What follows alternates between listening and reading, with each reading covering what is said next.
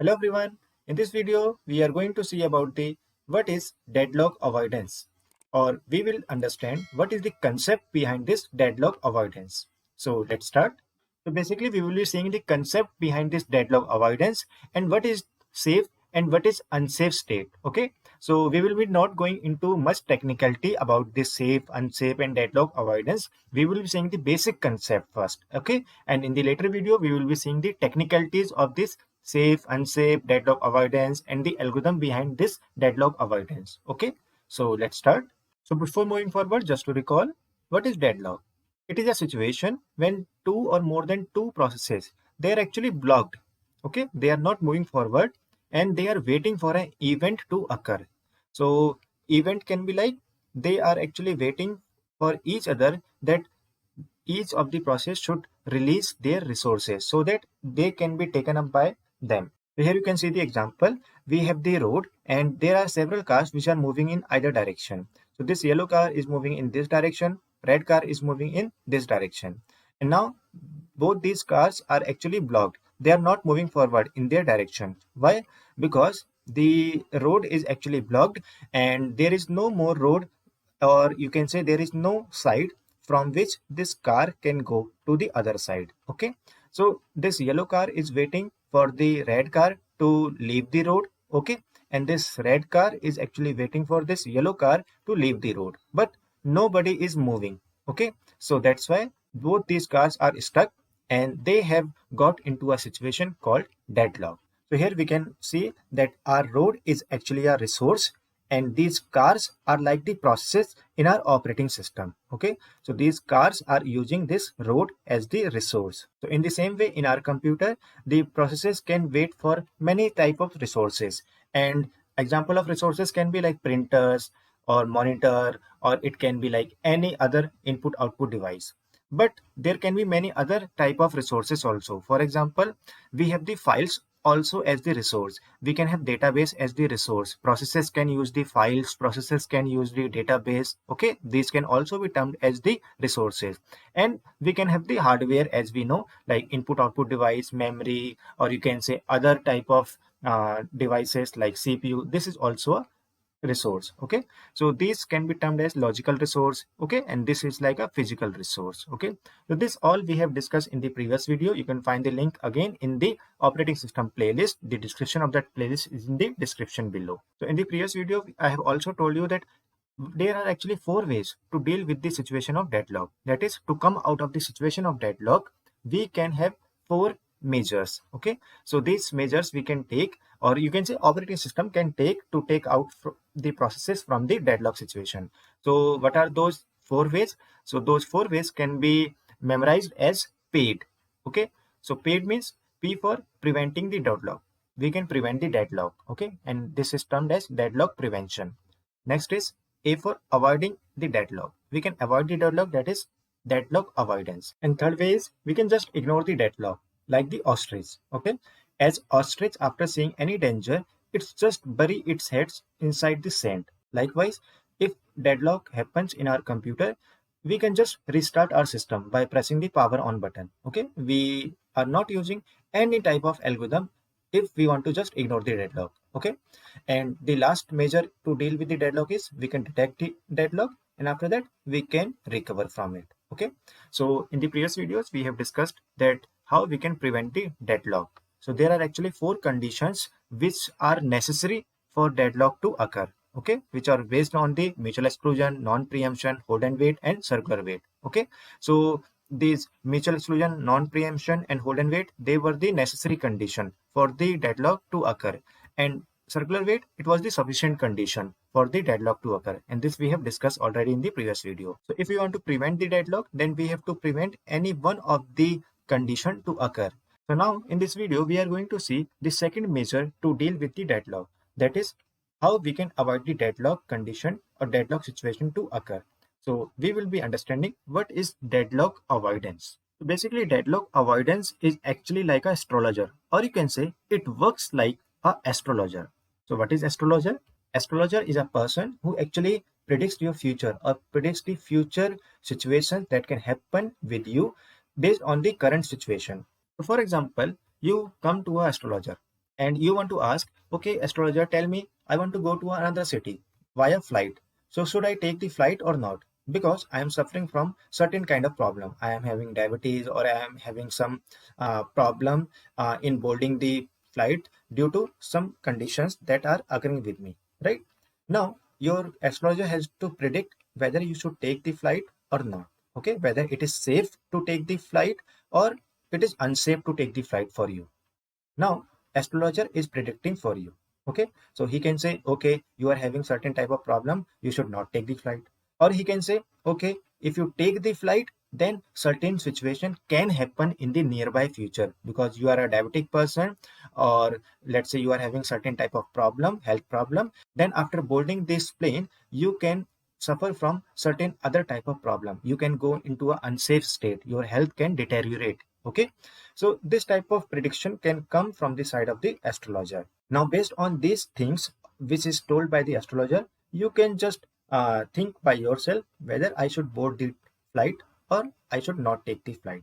Okay, so this way your astrologer is helping you to avoid certain type of problems that can happen in the near future. Now here, before moving forward, you must understand that as astrology is a science, so let's say astrologer said that you can take the flight, so it is okay, then you can take the flight. But if he say that you should not take the flight because there is a probable chance that you can have certain type of problem after boarding the flight. Okay, so it is just a prediction. It may happen that after boarding the flight, you may not go into that type of problems of the health. Okay, but it is told by the astrologer. So astrologer prediction can be wrong or it can be right. Okay, so the same way we will see in the upcoming videos that deadlock avoidance also works on the same manner or the same analogy.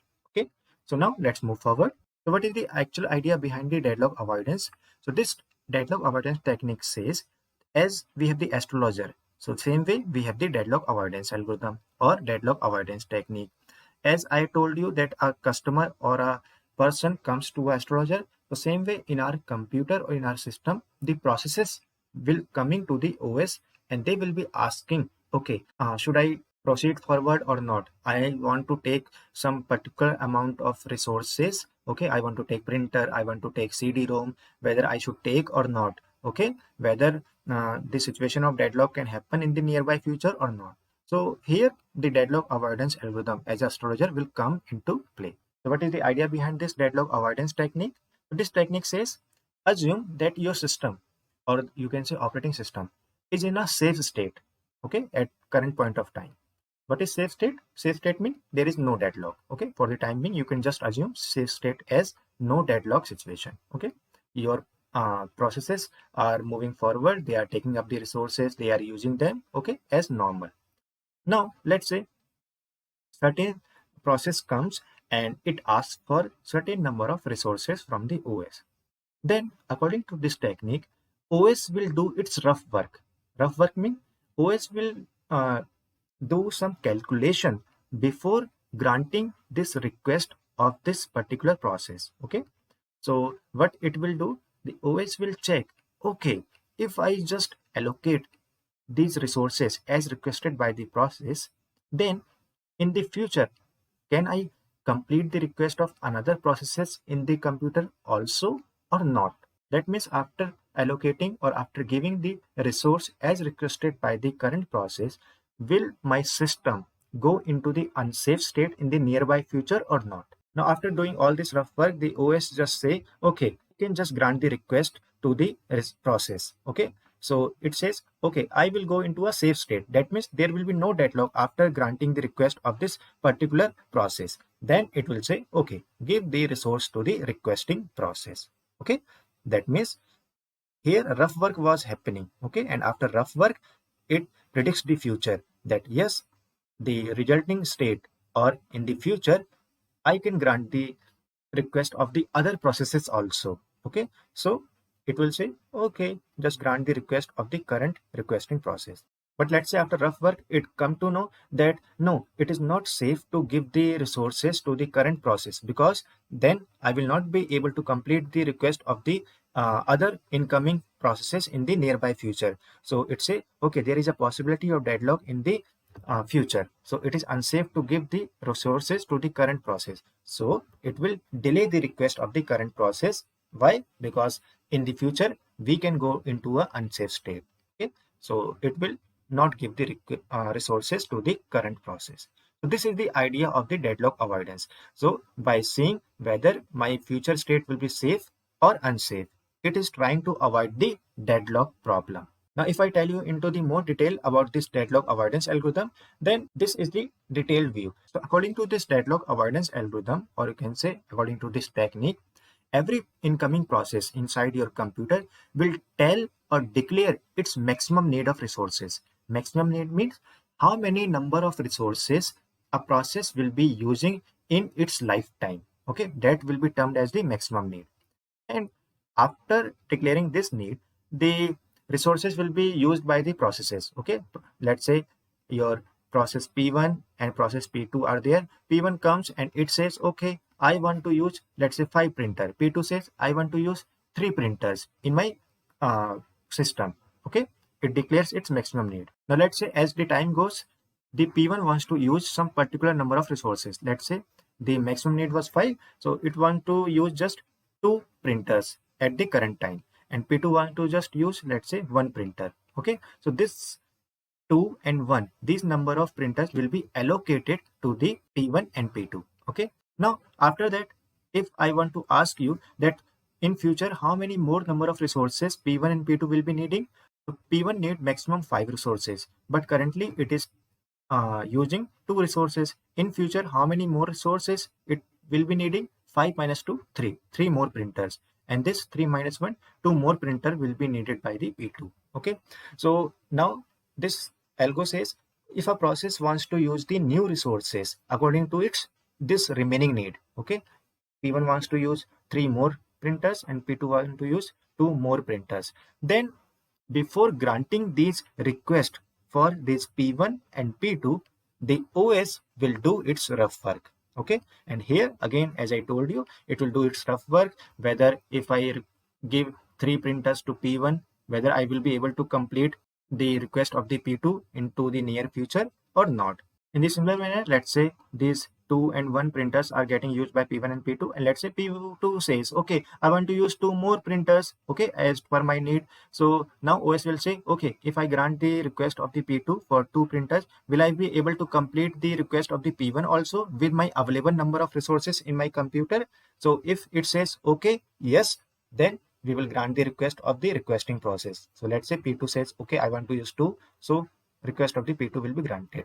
But let's say after granting the request of P2, the request of the P1 is not getting completed. So the OS will say, okay, this P2 request will not be granted because the system will go into the unsafe state into the nearby future. So the request of the P2 will not be fulfilled. So here you have to understand that actually resources are not given to the processes, just only the rough work is being done here like a astrologer. Okay, and the real thing is being done here, whether the resources will be given to the requesting process or not. And in the upcoming video, we will be seeing the algorithm called Banker's algorithm, which will be telling us that how this rough work will be getting done. Okay, so this is an important algorithm as it is asked in various competitive exams like GATE exam, UGC NET, and other competitive exams also. Okay, I think you have understood the idea behind this deadlock avoidance technique. Okay, so if you have liked the video, please like and share this video among your friends also, and please subscribe the channel and press the bell icon for further notification. See you in the next video with Banker algorithm. So till then, goodbye.